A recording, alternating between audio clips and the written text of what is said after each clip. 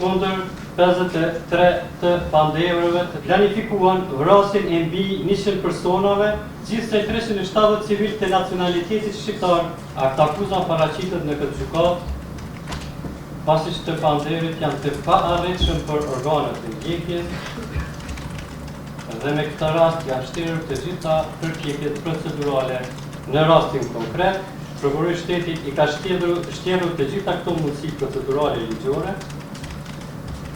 për sigurimin e prezencës së të pandevrit.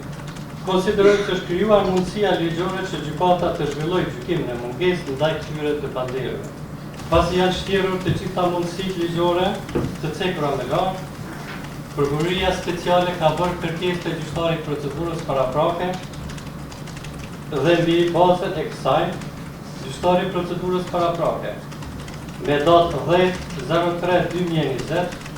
ka lëshuar letërshtim ndërkombëtar kundër 18 të pandevrëve. Me datë 06/10/2023, gjyqtari i procedurës paraprake ka lëshuar letërshtim ndërkombëtar për 35 të pandevrëve. Prandaj konsiderojmë se në rastin konkret janë plotësuar kushtet ligjore. Gjykata konstaton se të pandevrit e lartcekur nuk prezantojnë sot në gjykatë. Për të njëjtin gjykata themelore në Prishtinë, departamenti special me datë 15/04/2025 në gazetën zyrtare në web faqen e prokurorit të shtetit dhe në web faqen e gjykatës që zhvillohet procedura ka publikuar ftesën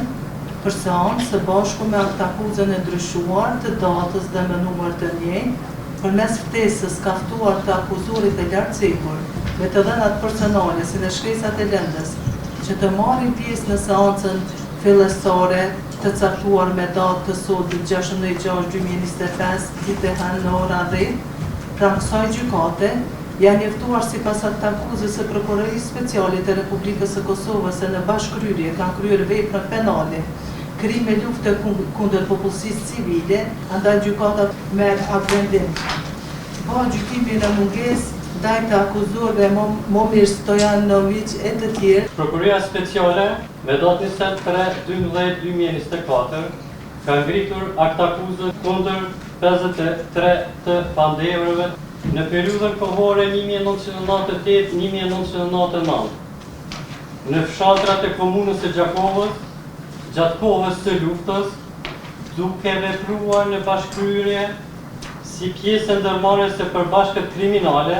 ka zhvilluar një sulm të gjerë sistematik ndaj popullsisë civile të nacionalitetit shqiptar, ashtu që në muajin prill të vitit 99, pas vrasjes së policit Milutin Prashevich dhe 4 policëve të tjerë në fshatin Mejt të Panderit u mblodhën për një takim të fshet në një shtëpi private në Gjakov, ku morën pjesë edhe udhëhecit e formacioneve ushtarake, policore dhe të sigurimit shtetëror të ish Jugosllavisë, Momir Stojanović, Nikola Mićunović, Sreten Çamović, Milovan Kovačević dhe Sergej Perović, me pretekstin e pastrimit të territorit nga forcat UÇK-s, ata krijuan planin e spastrimit etnik të popullsisë shqiptare të ashtu quajtur Reka Keqe në zonën e Caragajit, ku planifikuan vrasjen e mbi 100 personave dhe djegjen e të gjitha shtëpive në shenjë hakmarrje për vrasjen e 5 çolitëve nga UÇK-ja. Në fshatin Mej u vran 283 civil, në fshatin Korenic u vran 66 civil, në fshatin Pacaj 1 civil, në fshatin Dobrosh 3 civil, në fshatin Racaj 3 civil, në fshatin Net 2 civil, në fshatin Ramos 5 civil, në fshatin Bishtazhin 7 civil, gjithsej 370 civil të nacionalitetit shqiptar, forcat policore dhe ushtarake serbe, gjatë implementimit të planit të ashtu quajtur Reka Keqe, ku bënin pjesë edhe të panderit, morën pjesë në dëbimin e popullsisë civile nga shtëpitë të tyre dhe në kërcënimin e armëve, i detyruan banorët që të largohen nga shtëpitë të tyre,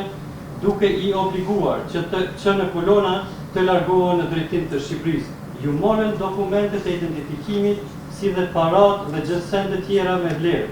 duke i thyer dhe keq trajtuar fizikisht, pastaj i ndan shumicën e burrave nga kolona, kurse kolona civilve e përbërë kryesisht nga gra dhe fëmijë, nën përcjelljen e policisë, mbi 20.000 banor u depërtuan për Shqipëri në 2 pika kufitare në Qafruz dhe Muri, ndërsa pasuria tyre u plasqit dhe shtëpitë e tyre u dogjen me objekte banimit përcjellse. Me që rast e tërë ekonomia familjare tyre e këtyre fshatrave u shkatrua tërësisht duke shkaktuar dëm të madh material.